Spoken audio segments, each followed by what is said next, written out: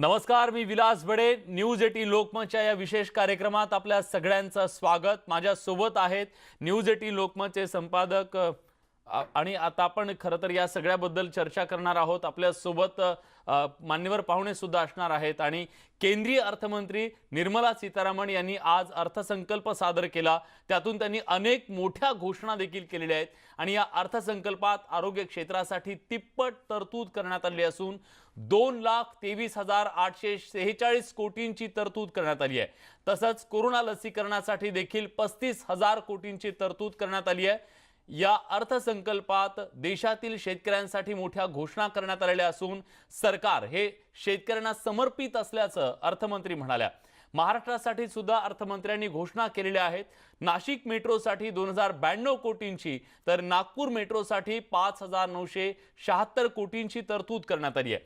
तसंच 75 पेक्षा जास्त वय असलेल्यांना IT रिटर्न्समधून मुक्ती देण्यात आलेली असून सामान्य करदात्यांना मात्र कोणताही दिलासा देण्यात आलेला नाहीये.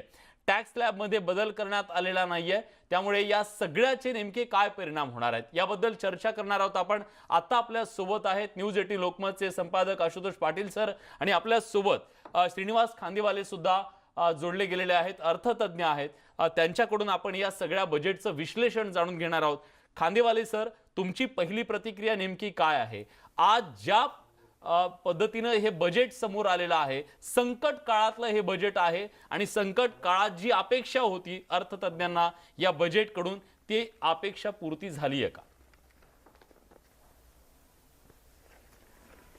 एक गोष्ट खरी आहे की कोरोनाच्या काळातलं हे अंदाजपत्रक आहे, अर्थसंकल्प आहे आणि त्यामुळे याच्यामध्ये जे जे घडेल ते आपण स्वागत करायला पाहिजे.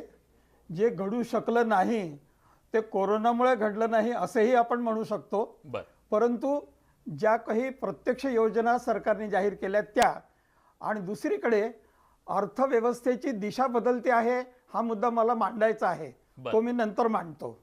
पहिल्याने मी असं म्हणतो की आजची प्राथमिक गरज भारतीय समाजाची अशी होती की रोजगार अनेक लोकांचा बुडला आणि तो रोजगार रस्त्यावर आणणे, तो रुळावर आणणे हे अत्यंत महत्त्वाचं काम होतं. त्याच्यामध्ये पायाभूत सुविधांचे जे प्रकल्प आहेत ते शासनाने जाहीर केलेत आणि त्याच्यातून ग्रामीण भागामध्ये लोकांना रोजगार मिळेल हे एक आपण त्याचं स्वागत केलं पाहिजे आणि तो चांगला एक निर्णय आहे. दुसरं असं की कंपनी टॅक्सेस म्हणजे कंपन्यांच्या उत्पन्नावर जो टॅक्स लावला जातो त्या कंपनी टॅक्सेसवर सूट आहे. त्याच्यामुळे आज जी बाजारामध्ये उसळी दिसते आहे त्याचा एक भाग असा आहे की कंपन्यांच्या उत्पन्नावरची ती सूट आहे आणि ती सूट जेवढी दिलेली आहे त्याच्यामुळे प्रॉफिटेबिलिटी, नफा वाढणार, म्हणून तो एक उत्तेजनाचा एक मार्ग आहे. दुसरं असं की लघु सूक्ष्म हे जे उद्योग आहेत ह्या उद्योगांवर सरकारने जे खर्च करायचं ठरवलं, स्टार्टअपवर जे खर्च करायचं ठरवलं, त्याच्यामुळे लहान जे उद्योजक आहेत, नवीन जे उद्योजक आहेत त्यांना आपल्याला काहीतरी करता येईल अशा तऱ्हेची उभारी वाटू शकते आणि म्हणून त्याच्यामध्ये MSMEचा जो भाग आहे लहान उद्योगांचा त्याला उत्तेजना वाटणं हाही एक शेअर बाजाराच्या उसळीमधला एक भाग अंश असू शकतो. तिसरं असं की जे टेक्स्टाईल पार्क्स आहेत म्हणजे कापड उद्योग करणे, जो कापसाचा प्रदेश असेल तिथे टेक्स्टाईल पार्क करणे आणि कापड उद्योगाला प्रोत्साहन देणे हा एक भाग त्यातला चांगल्यापैकी आहे. आणि आत्मनिर्भर भारतमध्ये अनेक वस्तू देशामध्ये तयार व्हाव्या म्हणून त्या जर विनाकारण आयात होत असतील तर त्याच्यावर कर लावणे आणि ज्या आपण निर्यात करू शकतो त्याच्यावरचे स्थानिक कर कमी करून त्या स्वस्त करणे आणि आयात करणे हे दोनही मंत्री महोदयांनी केलेलं आहे. ते आपण सगळ्यांनी ऐकलं. तो आत्मनिर्भरतेचा भाग म्हणून आपल्याला स्वागतार्ह आहे. आता प्रश्न असा येतो की ही जी रोजगार निर्मिती आहे त्यामध्ये जे 15वा वित्त आयोग आहे जो देशाच्या सगळ्या टॅक्सच्या वसुलीचा हिस्सा केंद्राला किती मिळावा आणि राज्यांना किती मिळावा याचा प्रमुख असा निर्णय करतो, त्यांनी राज्य सरकारांना पूर्वीप्रमाणे 41% हिस्सा मिळावा असं म्हटलेलं आहे. त्यामुळे राज्य सरकारांना जास्तीचा खर्च करण्यासाठी, विकास खर्च करण्यासाठी जो पैसा लागतो हा तो केंद्र सरकारकडून किंवा वित्त आयोगाकडून जास्त मिळावा अशी जी अपेक्षा असते तो काही मिळणार नाही. तो 41% मिळेल बर. आणि तो मग वाटला जाईल. हम्म. परंतु केंद्र सरकारने असं म्हटलं आहे की जीएसटी मधून त्यांना जो खर्च मिळतो तो, आणि आता वित्त आयोग जास्त देणार नाही म्हणून राज्य सरकारांना आपल्या राज्य उत्पन्नाच्या 4% पर्यंत कर्ज काढता येईल. पूर्वी ते 1.5% होतं, हा आता ती सवलत दिली. हम्म. ती केंद्र सरकारच्या दृष्टीने सवलत दिसते की आम्ही तुम्हाला सवलत दिली, पण राज्य सरकारांना तो कर्जाचा बोजा सहन करावा लागणार आहे आणि तो कर्जाचा बोजा सहन करताना तेवढा कर लावावा लागणार आहे जो प्रत्येक राज्यामध्ये नागरिकांवर पडणार आहे. श्रीनिवासजी म्हणून थोडा केंद्र थोडा आपण सरकारचं एक- जे एक धोरण point- आहे, श्रीनिवासजी थोडं थांबवतो तुम्हाला इथे मी. काही काही पॉईंट्सच्या आधारे आपल्याला थोडी चर्चा पुढे नेता येईल. एक महत्त्वाचा मुद्दा मला दिसतोय या बजेटमध्ये बरं. की परवडणाऱ्या घरांना म्हणजे हाऊसिंग इंडस्ट्रीसाठी, बांधकाम क्षेत्रासाठी हा खूप मोठा निर्णय आहे का हे जाणून घ्यायचं आहे की परवडणाऱ्या घरांना 31 मार्च 2022 पर्यंत विलास सवलत दिली. हो. आता अफोर्डेबल हाऊसिंग हा खूप मोठा विषय आहे आणि एकतर म्हणजे कितीतरी लोकांचं घराचं स्वप्न असतं, प्रत्येकाला घर हवं असतं आणि घराच्या या स्वप्नाला जर आकार मिळणार असेल तर सगळ्यांचं लक्ष या अर्थसंकल्पाकडे लागलं असतं. जर ही कर सवलत 31 मार्च 2022 पर्यंत दिली तर त्याचा फायदा होईल का आणि कसा होईल?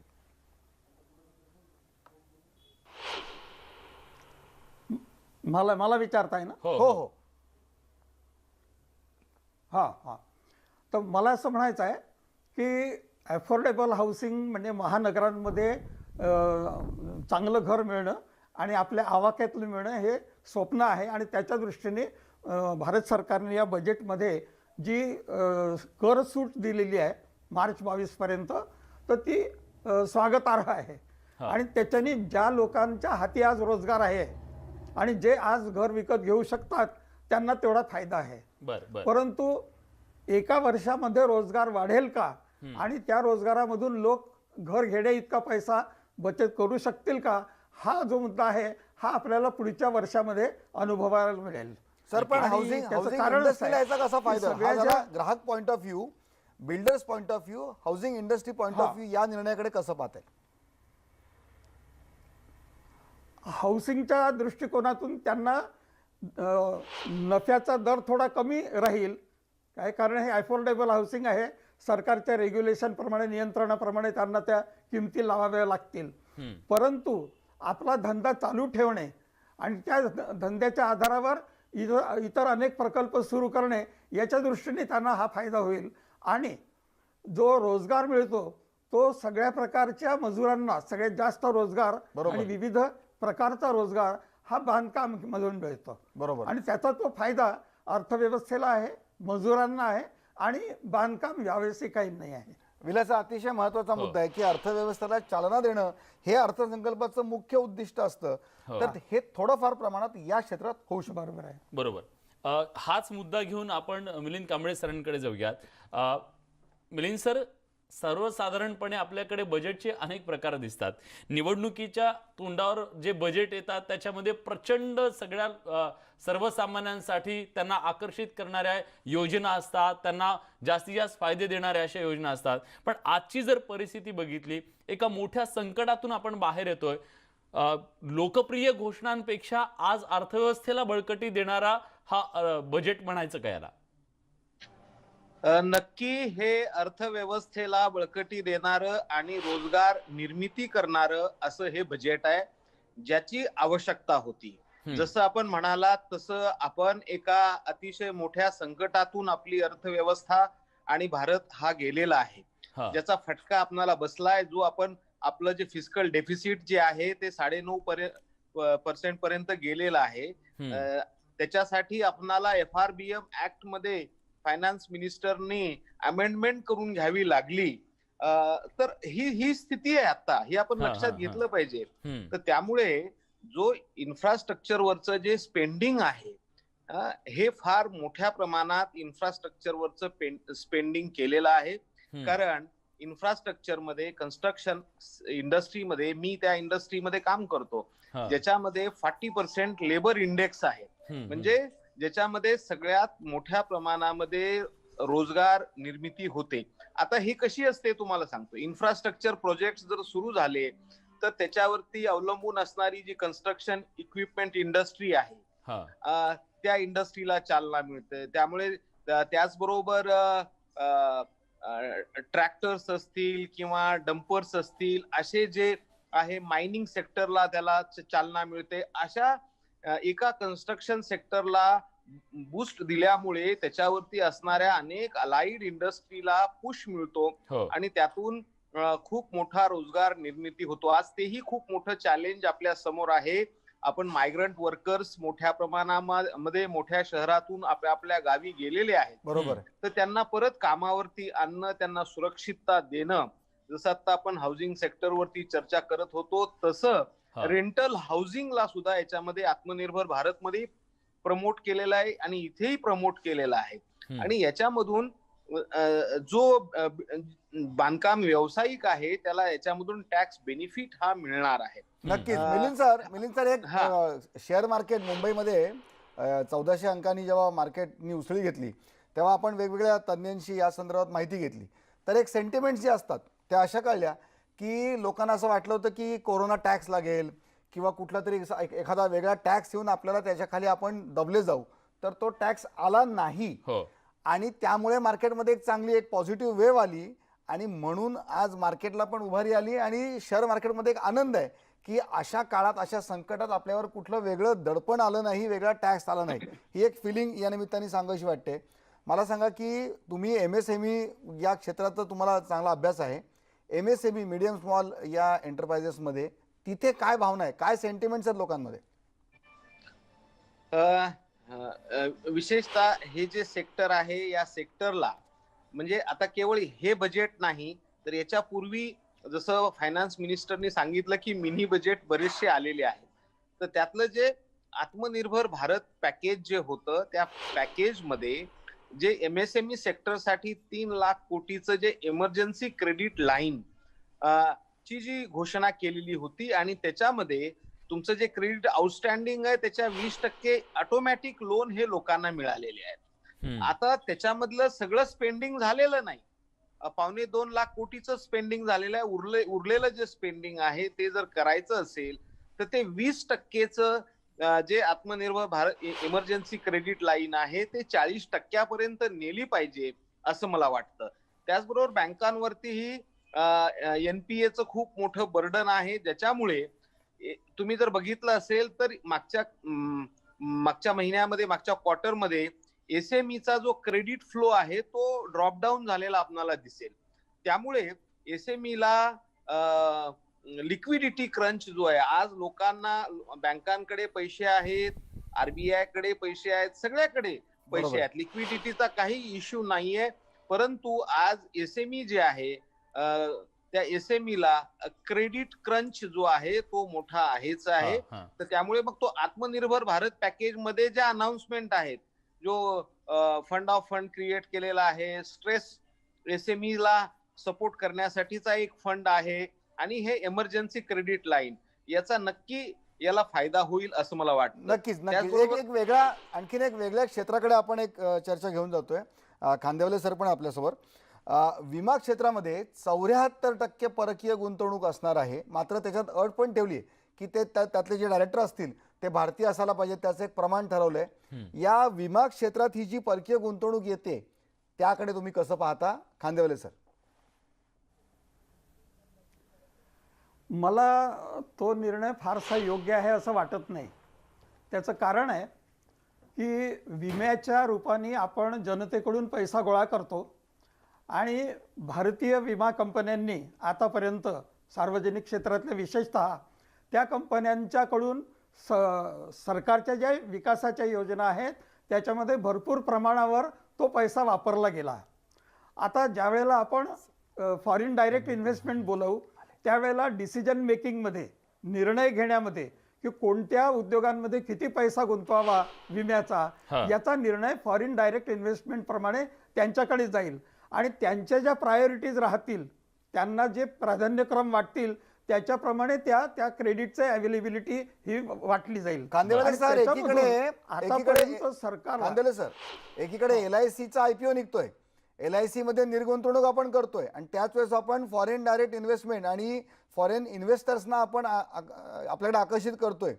या दोन गोष्टीकडे तुम्ही कसं पाहाल?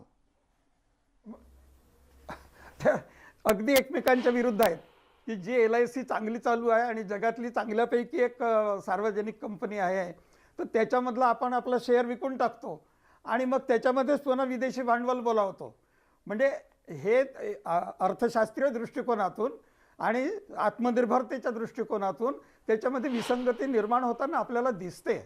आणि त्याच बरोबर मी आणखीन एक आपलं लक्ष वेधू इच्छितो वेळेच्या अभावी, की ग्राम पुनर्रचनेकडे यामध्ये आपल्याला फारसा भर झालेला दिसत नाही आणि त्या बजेटमध्ये सुद्धा आलं नाही. आता हे मागच्या बजेटचे पेपर्स माझ्या हाती आहेत की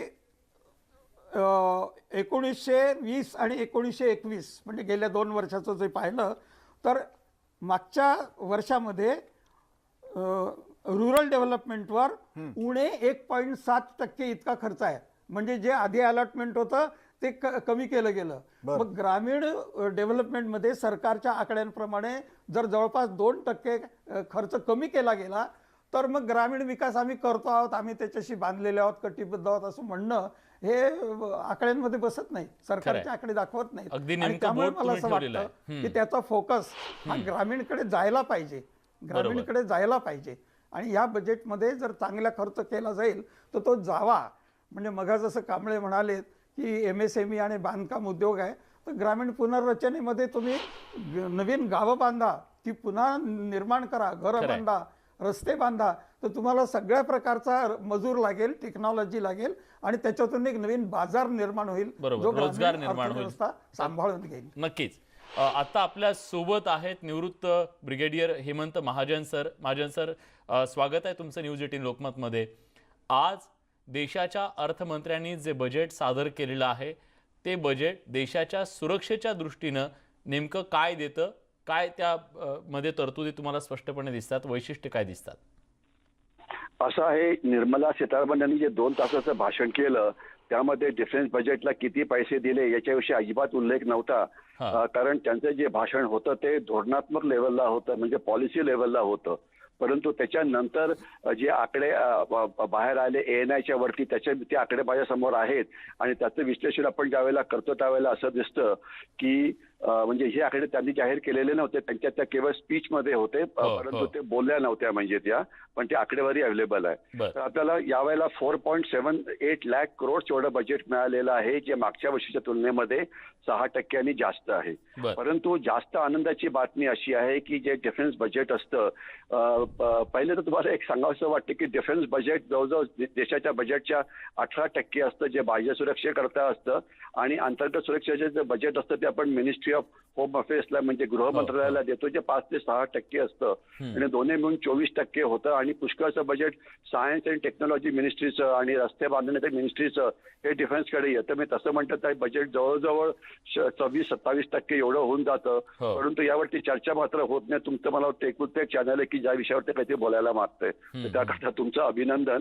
पण 26% पैसा आपण खर्च करतो आणि त्यावरती बोलत काहीच नाही. परंतु चांगली बातमी अशी आहे की डिफेन्स बजेटचं जे 2 भाग असतात, कॅपिटल बजेट जे आधुनिकीकरणाकरता वापरलं जातं ते मागच्या वर्षीच्या तुलनेपेक्षा 19% वाढलं आहे, जी एक अतिशय अभूतपूर्व अशी वाढ म्हणायला पाहिजे. याचा अर्थ काय असतो की कॅपिटल बजेटचे 2 भाग असतात. एक तर जे आपण बजेट जे करार, लष्करी करार आपण पहिले केलेले आहेत त्याचे पैसे आपण 5-6 वर्षात भरतो, तर ते भरणं, आणि दुसरे नवीन शस्त्रास्त्रांचे करार करणं. आपण ऐकलं असेल की गेल्या काही दिवसामध्ये बातमी आली होती की 84,000 कोटी रुपयाचे आपण LCA विमानं विकत घेणार आहे, आपण एक S-400 सिस्टीम विकत घेणार आहे, आपण काही रायफलीचा एक कारखाना तिथे लावतो आहे, आपण एक 2-3 पाणबुड्या विकत घेतो वगैरे खूप गोष्टी झाल्या होत्या. तर याचा हे जे कॅपिटल बजेट वाढलंय याचा अर्थ असा होतो की ही नवीन शस्त्र घेण्याकरता आपल्याला नक्कीच बजेट, त्याकरता बजेट हे मुकरर करण्यात आलं आहे. ही एक चांगली बातमी आहे. निश्चितच. कारण दुसरा जो भाग असतो रेव्हेन्यू बजेट, हा. तो यावेळेला प्रचंड वाढलेला आहे. रेव्हेन्यू बजेट म्हणजे काय, त्याच्यामध्ये सैनिकांचा पगार असतो, पेन्शन असतो, इतर राहणारा खर्च होतो. तर दुर्दैवाने झालं काय आहे, दुर्दैवाने की सुदैवाने ते मला नाही माहिती, परंतु 5 मे पासून चीनचा जे अतिक्रमण सुरू झालं लडाखमध्ये, हा. त्याचा परिणाम असा झाला जिथे 1 डिव्हिजन सैन्य असायचं लडाखमध्ये, तिथे आता आपण 3 डिव्हिजन म्हणजे तिप्पट सैन्य तिथे पाठवलं आहे. ते सैन्य गेलं की त्यांचा राहण्याचा खर्च असतो, त्यांचं राशन असतं, तिथे त्यांना वेगळे हॅबिटॅट बनवावे लागतात, त्यांचे रस्ते बनवावे लागतात, अनेक गोष्टी कराव्या लागतात, ज्यामुळे खर्च हा प्रचंड वाढतो. आणि हा खर्च फक्त लडाखमध्येच वाढलाय असं नाही. भारत चीन सीमा हे 3 भागात वाटली आहे. सिक्कीम भागामध्ये सुद्धा काही दिवसापूर्वी तुम्ही माझा एक बाईट घेतला होता की नाकुलाला सुद्धा एक गडबड झाली होती, ज्यामध्ये 20 सैनिकांना आपण त्यांची पण पिटाई केली होती, आपले 4 सैनिक जखमी झाले होते. तिथे पण तिप्पट सैन्य झालेलं आहे. आणि त्याच्या आधी पण तुम्ही एकदा मला वाटतं बाईट घेतला होता, लोंगजू नावाची जागा आहे जिथे चीनने एक आपलं विलेज बांधलेलं आहे, तिथे आपली डिप्लॉयमेंट झाली. म्हणजे थोडक्यात भारत चीन सीमेवरती जी नॉर्मल आपली तैनाती असायची सैन्याची, त्याच्यात तिप्पट किंवा चौपट तैनाती झाली आहे चीनची. मला हाच धागा पकडून तुम्हाला विचारायचंय सर, की जेव्हा चीन सीमेच्या पलीकडे प्रचंड मोठ्या प्रमाणात इन्फ्रास्ट्रक्चरवर काम करत आहे, मग त्याला उत्तर देण्यासाठी भारताकडून सुद्धा, ज्याला चीनचा विरोध आहे, रस्ते बांधणी असेल किंवा इतर गोष्टी, पुलांची बांधणी असेल, त्या दृष्टीने सुद्धा काही पावलं उचलली जात आहेत का? हो, ते नक्कीच तुम्हाला मी ते सांगण्याचा प्रयत्न करत होतो. आता जे मी विश्लेषण करत होतो ते केवळ डिफेन्स बजेटचं करत होतो, आणि डिफेन्स बजेट हे रेव्हेन्यू बजेटवरचा खर्च जो वाढलेला आहे तो करण्याकरता सरकारने पैसा दिला, याच्यात काही डाऊट नाही. परंतु आता नितीन गडकरींचं जे बजेट आहे, ज्याला तुम्ही इन्फ्रास्ट्रक्चर म्हणता, त्यामध्ये प्रचंड वाढ झालेली आहे. त्याच्यामधली अनेकशी वाढ ही सीमावर्ती भागात आहे, आणि सीमावर्ती भागामध्ये जी आहे तिथे भारतीय सैन्याशिवाय कोणीच नाही. म्हणजे लडाखमध्ये समजा गलवान खोरं म्हणा, पेंगँगसो लेक म्हणा, तिथे आमच्याशिवाय कोण जातं, तिकडे कोणीच जात नाही तिथे. आता अर्थात टुरिस्टनं ते मोकळं केलं आहे, तर तुम्ही जावं अशी इच्छा, परंतु नॉर्मल तिथे ट्रॅफिक नाही. तर म्हणजे बजेट जरी गडकरींचं वाढलं असेल तरी त्याचा फायदा हा होतो आहे भारतीय सैन्याला. ती एक अतिशय चांगली बाब आहे. विलास, एक चांगली माहिती सरांकडून आपल्याला मिळते, आणि आपल्या व्ह्युअरला पण आपण थोडं थांबून ही माहिती पुन्हा एकदा सांगूया की हा जो इन्फ्रास्ट्रक्चरवरचा जो खर्च आहे, ही अर्थसंकल्पातली तरतूद आहे, त्यातला बराचसा भाग हा अशा ठिकाणी खर्च होणार आहे की जिथे सैन्याला गरज आहे. म्हणजे संरक्षण विषयक तरतुदी जरी ठळकपणे आपल्याला या बजेटमध्ये दिसल्या नसल्या तरी त्याचा अंतर्भाव याच्यामध्ये, समावेश याच्यामध्ये केलेला आहे. ही एक निश्चितच आपल्यासाठी, सगळ्या देशवासियांसाठी एक चांगली गोष्ट आहे. निश्चितच जेव्हा चीन आक्रमकपणे सीमेच्या पलीकडे मोर्चे बांधणी करत आहे, वेगवेगळ्या रस्त्यांची बांधणी करत आहे, अशा वेळी भारतानं सुद्धा त्याला तशाच पद्धतीने उत्तर देणं गरजेचं आहे, आणि त्या दृष्टीने आता पावलं पडतायत हे महाजन सरांच्या विश्लेषणातून स्पष्टपणे जाणवत आहे. सर, तुम्ही आलात त्याबद्दल तुमचे मनापासून आभार. हेमंत महाजन सर, निवृत्त ब्रिगेडियर, आता आपल्यासोबत या बजेटचं सैनिकी दृष्टीनं विश्लेषण करत होते. एक छोटासा ब्रेक घेतोय. ब्रेक नंतर शेतकऱ्यांच्या बद्दल या बजेटमध्ये ज्या अनेक गोष्टी दिसत आहेत त्याच्या मागचं कारण नेमकं काय आहे आणि त्याचा शेतकऱ्यांना कसा फायदा होणार आहे याचं विश्लेषण करूया. ब्रेक नंतर कुठे जाऊ नका, पहा फक्त न्यूज 18 लोकमत.